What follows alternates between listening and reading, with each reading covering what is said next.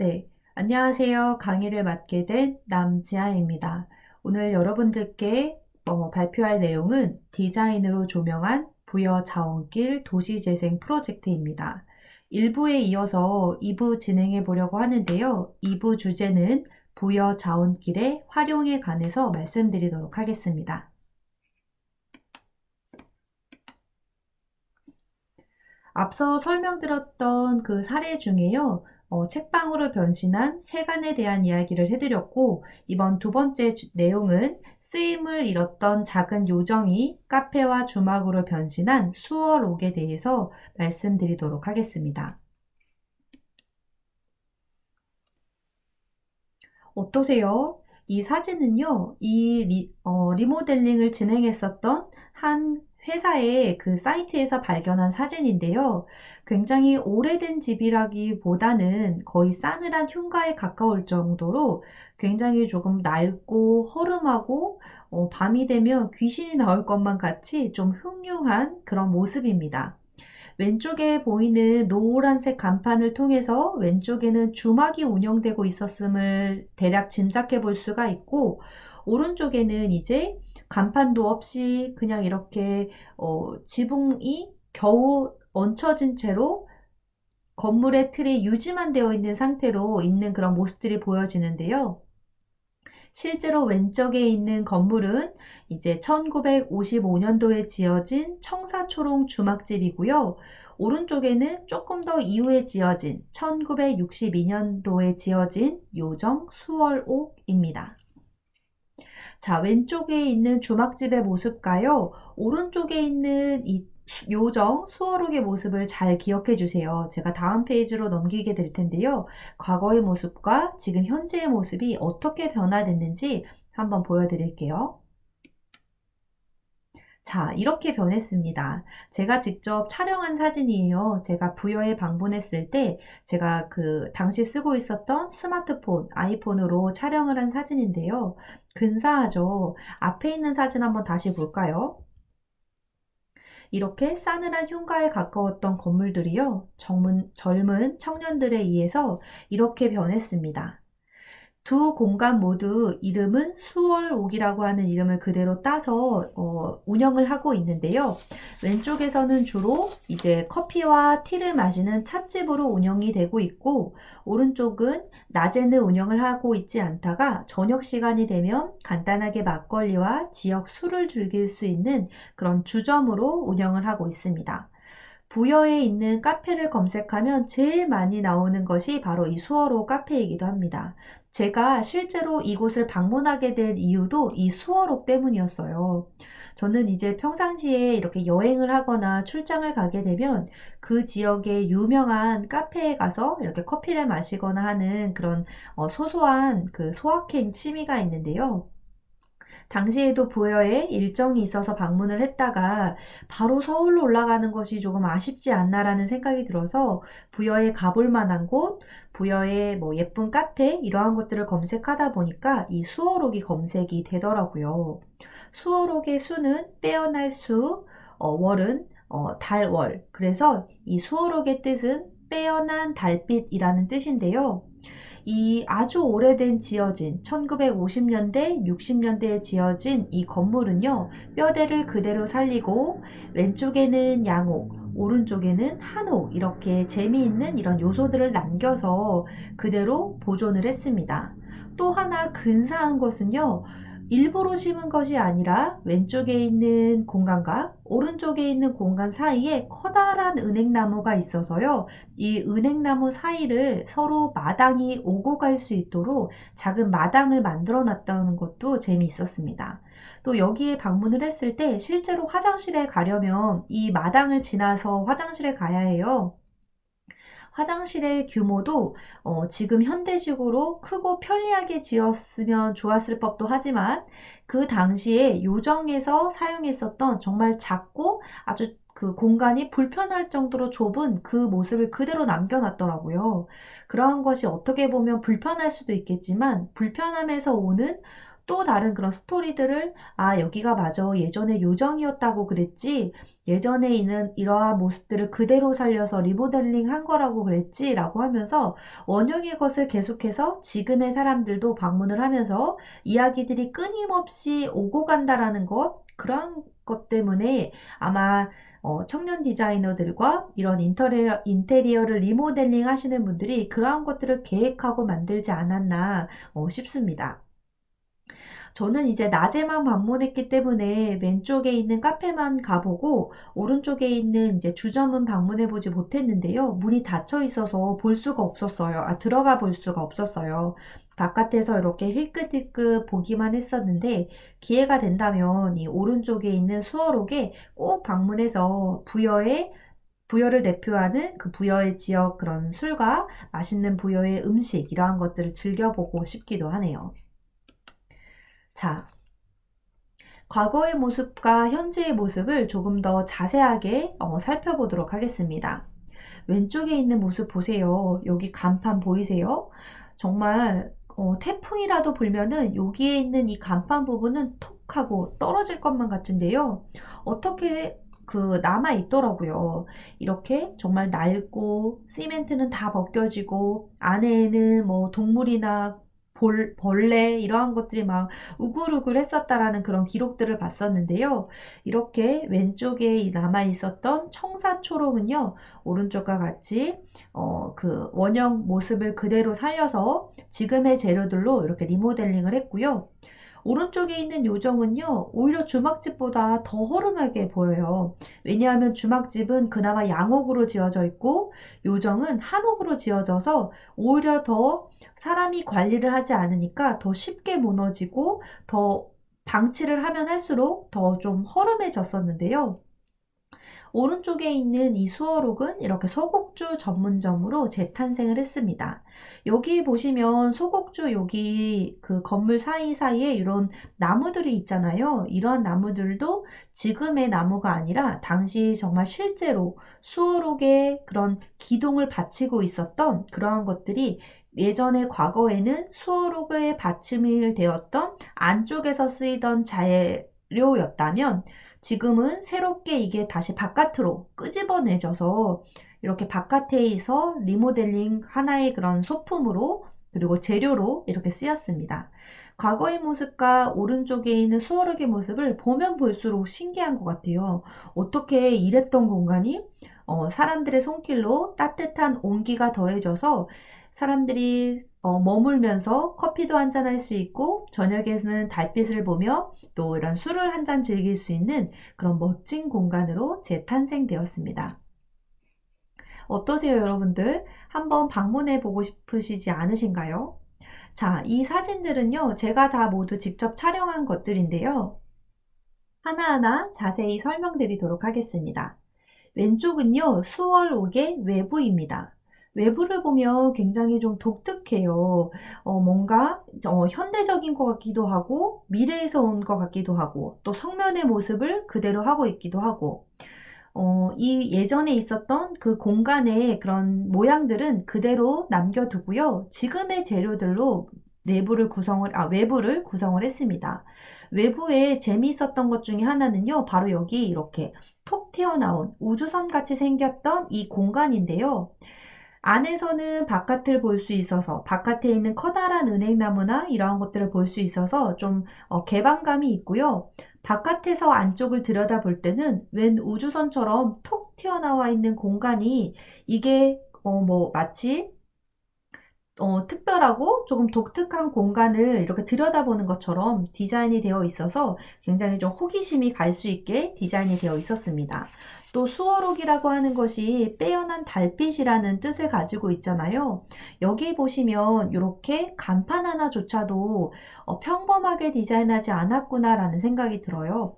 수월옥을 그냥 한자로 썼거나 아니면 그냥 한글로 수월옥 이렇게 썼더라면 조금 그냥 뭐 평범할 수 있을 것 같은데요. 실제로 이렇게 로고를 재미있게 만들고 이것을 또 다시 입체적인 이렇게 간판으로 만들게 되다 보니까 조금 더 인상이 깊기도 하고 빼어난 달빛이라는 뜻에 맞춰서 정말 달과 여기 있는 이 커다란 나무 보이시죠? 이게 바로 우리 아까 전에 사진 속에서 보았던 여기 요렇게 요 은행나무가 바로 그 로고에서도 잘 나타나고 있습니다.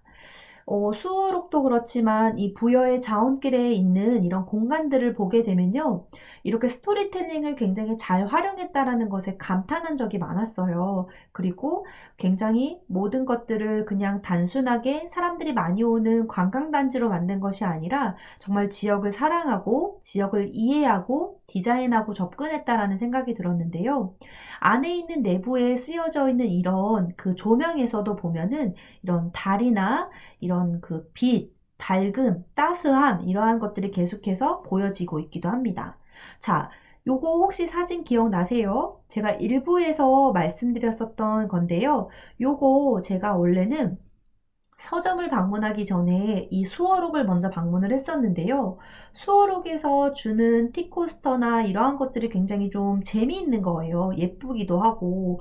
그래서 나 저거 너무 예쁜데? 저거 사고 싶다. 저거 어디서 파는 건지 궁금하던 차에 서점에 갔더니 서점에서 팔고 있더라고요. 동백꽃 하나에 25,000원이나 해서 처음에는 25,000원 망설였다가 결국에는 두 개를 구입해서 지금 잘 쓰고 있는데요. 너무 티코스터가 예쁘기도 하고 또 이런 부여에서 활동하는 작가가 손으로 한 땀 한 땀 만들었다는 것에 의미가 더해져서 제가 구입해서 지금까지 잘 쓰고 있습니다. 재미있는 것들이 많았어요. 수월옥에서는 백자에다가 시원한 아메리카노 주세요 라고 하면은 정말로 백자에다가 원하는 차를 담아주기도 하고요. 또 거기에 보면은 도예 작가들이 만든 예쁜 잔들이 많았어요. 그 잔들 중에 하나를 초이스해서 여기에다가 따뜻한 녹차 주세요 라고 하면 녹차를 또 담아준다고 하더라고요. 굉장히 이러한 것들도 여기서 단순하게 커피를 마시고 가는 그런 관광객이 아니라 여기에 주민들의 삶 속에서 또 이러한 것들을 기약한 사람들의 숨은 의도를 찾아가면서 즐기는 그런 경험의 재미가 있었습니다.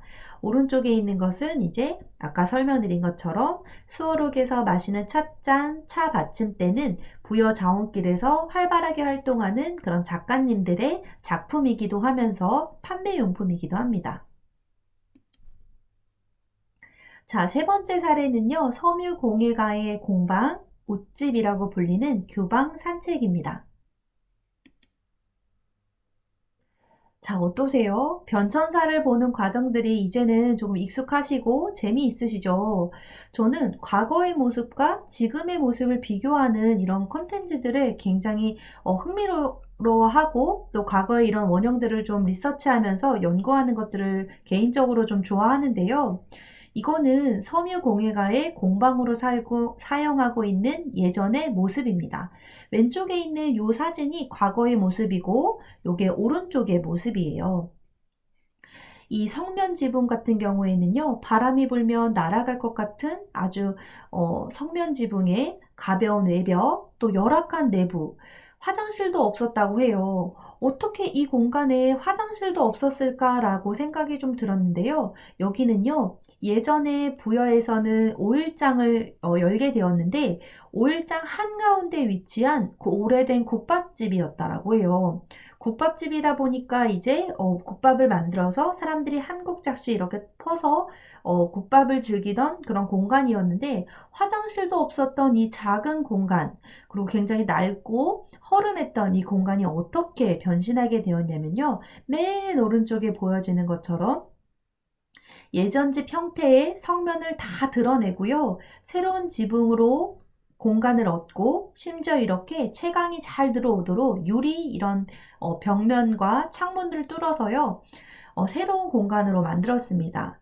웃집이라고 하는 웃은 위에 뜻을 더하는 접두사로 집 위에 집을 하나 더 얻는다라는 의미를 담아서 웃집으로 이름을 지었다라고 해요. 이렇게 이름을 하나 짓는 것에서도 스토리가 담겨져 있고 굉장히 조금 고심을 해서 지었다라는 것들이 굉장히 인상 깊었고 이러한 스토리를 알아가는 과정들도 굉장히 좀 흥미로웠습니다. 자, 어떠세요? 조금 더 자세히 보니까 더 디테일하게 보이실 텐데요. 처음에는 저는 여기 이렇게 페인트 벽에 얼룩덜룩한 모습들이 멀리서 봤을 때는 어떤 그런 자연 환경이나 아니면 뭐 정글 이러한 것들을 표현한 것인가 라고 생각을 했는데 가까이에서 보니까요. 이전에 국밥집의 벽을 그대로 살린 거더라고요. 뭔가 조금 꼬질꼬질하고 어떻게 보면 조금 낡았다라고 보여질 수 있는 부분을요.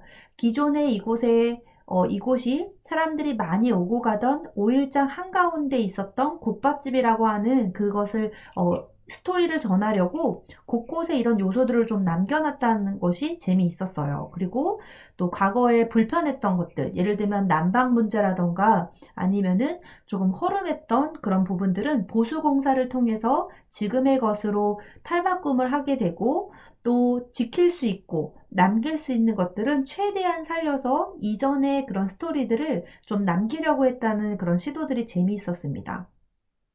처음에 방문했을 때는요, 사실 개인 작가의 공방 같아서 방문하기가 좀 어려웠어요. 이게 실제로 물건을 판매하고 있는 건지 아니면 작가님이 그냥 개인적으로 사용하는 공간인지 잘 알 수가 없어서 그런 건 좀 아쉬웠는데요. 동네를 돌아다니면서 조금 계속 망설였던 부분들이 있어요.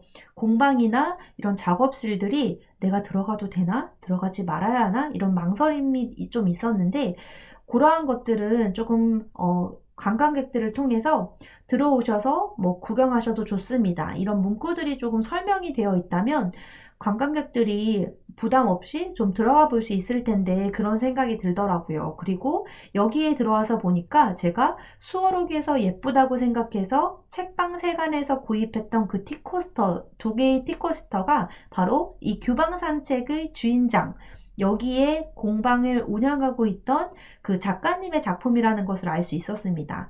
제가 방문을 세 군데를 이렇게 연달아서 했었는데요. 이 세 개의 공간이 결국에는 하나로 다 이어진다라는 느낌을 계속 받아서 각각에 있는 이런 공간들과 개인 이런 작업실들이 마을에서 작은 마을이지만 서로 네트워킹이 잘 되어 있고 이어져 있다라는 느낌들을 바로 이런 접점에서 느끼지 않았나 싶습니다. 또 실제로 저는 여기 말고도 청년들의 그런 그 목공 작업소라던가 아니면은 뭐 카페 이런 데들도 한 바퀴 둘러보기는 했는데요. 오늘은 제가 이제 마지막으로 준비한 규방 산책에서 느꼈던 재미있는 요소들 또 마저 설명드리도록 할게요.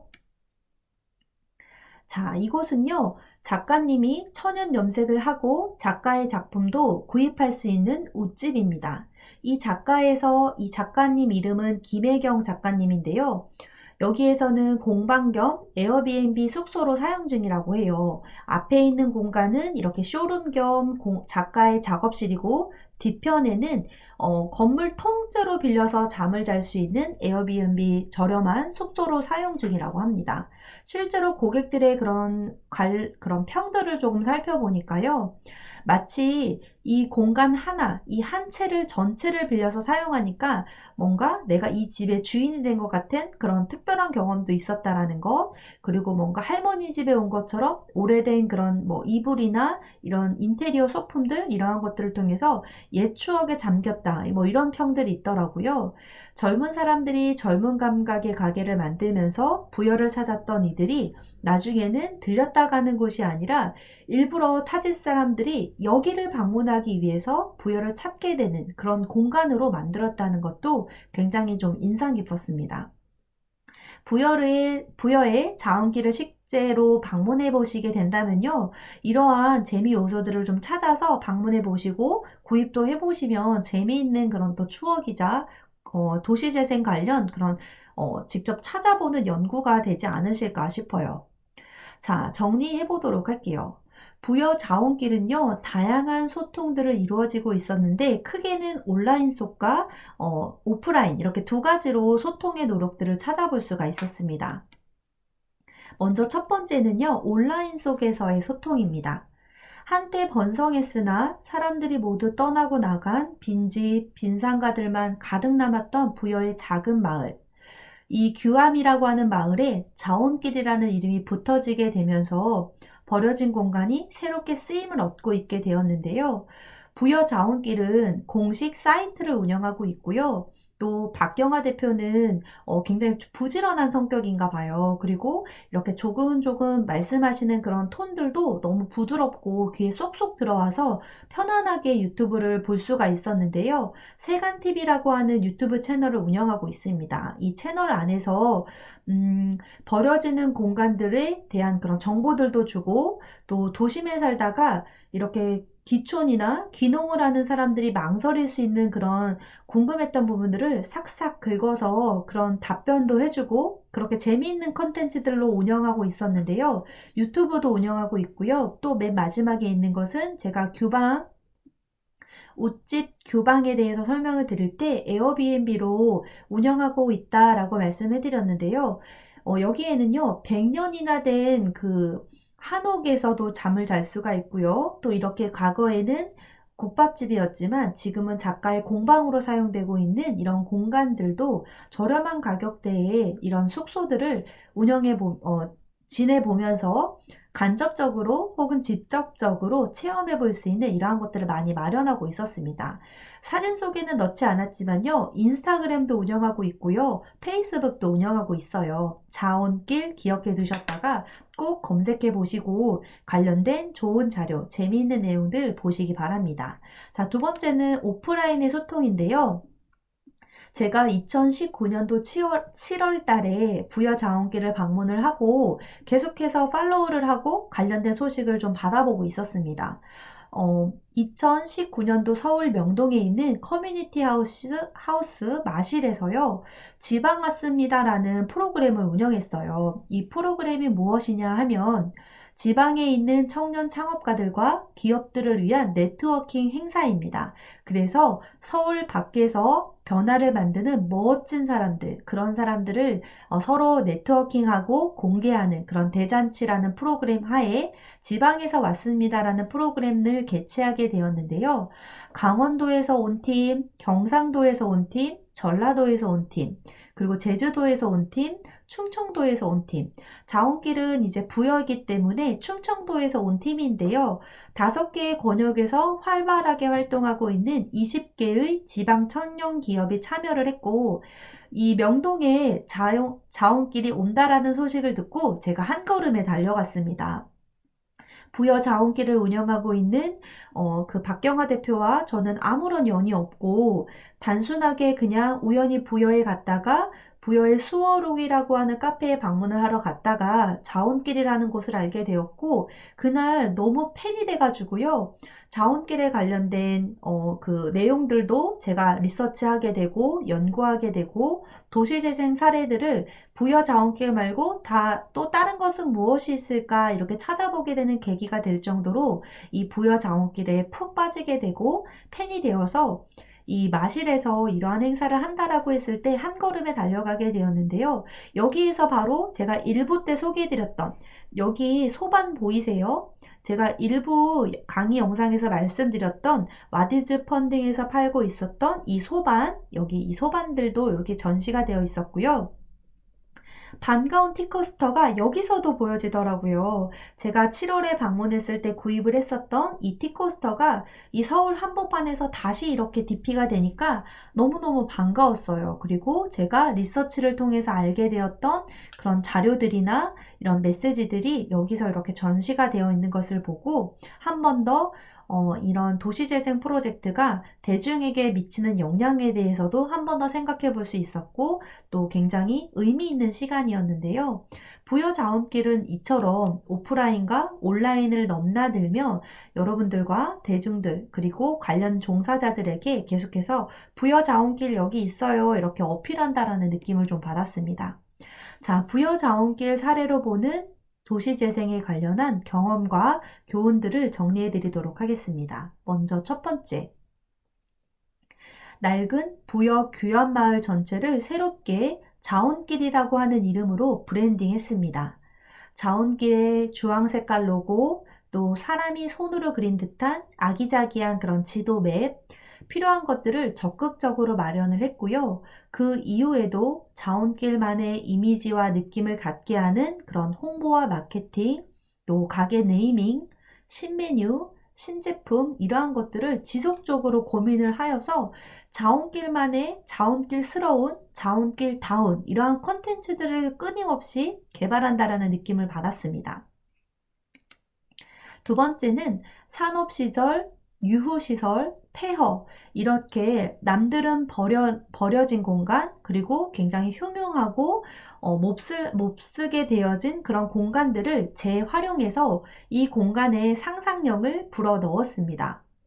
버려진 공간을 활용해서 지역에서 요구하는 서점, 책방세관을 만들었고요. 카페 수어록을 만들었고 규방공예 공방, 웃방을 만들었고 오늘은 소개하지 않았지만 100년이나 된 한옥을 숙박시절 이한당으로 만들어서 시민과 관광객들의 문화생활, 여가 공간을 충족시켰습니다. 실제로요, 이 공간에는 지금은 문방구도 없고 서점도 없었던 공간이에요. 물론 젊은이들이 살고 있지 않고 나이 드신 분들이 많이 살고 있었기 때문에 제가 리서치한 결과에 따르면 여기서 거주하시는 그런 어르신들의 평균 나이가 80에서 90세가 평균 나이라고 하더라고요. 그러면 얼마나 그 고령화라는 것을 우리가 알 수 있겠는데요. 고령화가 이루어지고 있다 보니까 당연히 문방구나 서점이 없었던 것은 너무나도 당연한 얘기죠. 그러나 그 인근 지역에 사는 사람들 중에는 젊은이들도 일부 있을 거 아니에요. 그리고 요즘에는 차가 있으니까 사실 뭐 10분, 20분 차로 이동하는 것은 크게 어렵지 않고요. 버려진 공간을 활용해서 그 지역의 젊은이들이 열광하고 좋아하고 그 지역에서 머물 수 있도록 그렇게 서점과 카페, 공방, 그리고 숙박시설 이러한 것들을 만들었다라는 것이 굉장히 재미있고 흥미로웠고 또 꼭 필요한 것을 만들었기 때문에 굉장히 유익하기도 했고요. 또 버려진 공간을 활용한 것이기 때문에 상상력이 더해져서 굉장히 매력적인 공간이 되었다라는 것도 인상 깊었습니다. 마지막은요, 부여 지역의 맥락과 그 특성을 활용한 고유의 아이디어를 도출했다는 것이 돋보였습니다. 이미 많은 곳에서 활용한 아이디어라고 할지라도 부여 지역의 문제와 해결 방안을 찾는 과정에서 의미 있는 결과를 얻었습니다. 부여의 방울잔을 모티브로 한 방울솥이라던가 아니면 부여 지역에서 나오는 그런 지역의 술을 소개하는 그런 공간이라던가 아니면 부여라고 하는 지역이 주고 있는 그런 전통적인 것들 그리고 화려함 이러한 것들을 굿즈로 녹여낸다던가 이런 식으로 이 부여 지역의 맥락과 특성을 반영한 그런 아이디어 도출이 굉장히 좀 흥미로웠고 좋았습니다. 방울잔처럼 부여만의 고유 자산을 활용해서 방울솥과 같은 제품들을 구매하게 되는 것들이 이제 지금은 우리가 전기밥솥이나 아니면은 그런 햇반과 같은 그런 식품들이 더 익숙한 세대들에게는 조금 더 재미있는 뉴트로와 같은 그런 요소들로 작용하기도 하고 또 특별한 것을 소유하고 싶은 그런 욕구들이 있잖아요. 그러한 것들을 좀 채워주기도 하면서 이런 재미있는 아이디어들의 시도들이 결실을 맺게 되고 젊은이들이 이곳을 갈 수 있게 하는 그런 원동력이 되지 않았나 싶습니다. 자, 어떠세요, 여러분? 제가 1부와 2부를 통해서 여러분들께 부여 자원길에 대해서 소개해 드렸습니다. 물론 짧은 시간 동안 부여 자원길에 대해서 100% 모든 것을 말씀드리지 못해서 개인적으로 좀 아쉬운데요. 아쉬운 부분들은 여러분들께서 온라인 속에 있는 커뮤니티들을 직접 찾아보시면서 좀 탐구해 보셔도 좋을 것 같고 또 근처에 사시거나 아니면 부여에 가실 일이 있다면 아무래도 직접 경험해 보시는 것이 가장 좋지 않을까요? 지금은 코로나19로 인해서 그런 외출들이 좀 어렵기는 하지만 나중에 기회가 되신다면 부여에 방문해 보시고 꼭 이곳에서 따뜻한 온기가 살아있는 자원길을 직접 경험해 보시기를 바랍니다. 자, 그러면요. 제가 준비한 오늘 수업의 내용은 여기까지고요. 다음 기회에 또 다른 재미난 주제로 여러분들을 만나 뵐 수 있기를 기대하고 있겠습니다. 자, 여기까지 경청해 주셔서 감사드리고요. 자원길처럼 따뜻한 하루 되시길 바랍니다. 감사합니다, 여러분.